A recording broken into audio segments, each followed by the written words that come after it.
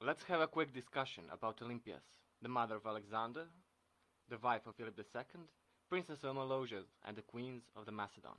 She was born in 375 BC, and as she was turning 15, she caught an eye of a young and impressionable Macedonian king.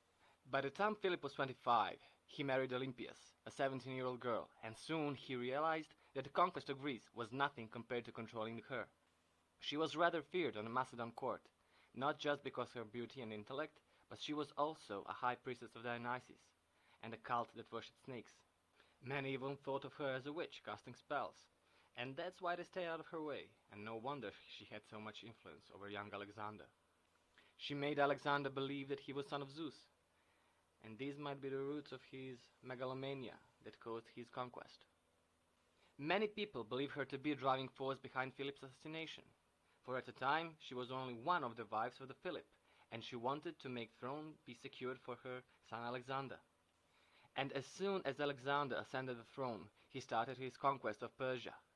He hopped on Asia Minor and won many battles against his foes.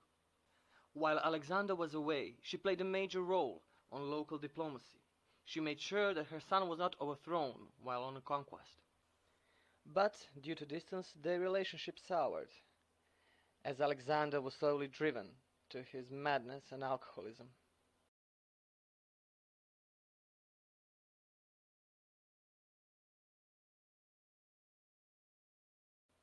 After Alexander left Macedonia, she never saw him, and never saw his body, which was stolen by Ptolemy after his death.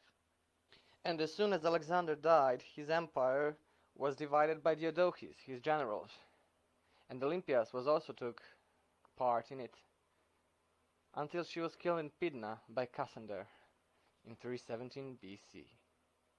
Olympias was an extraordinary woman, not just in ancient times, but surely can be considered as one in ours.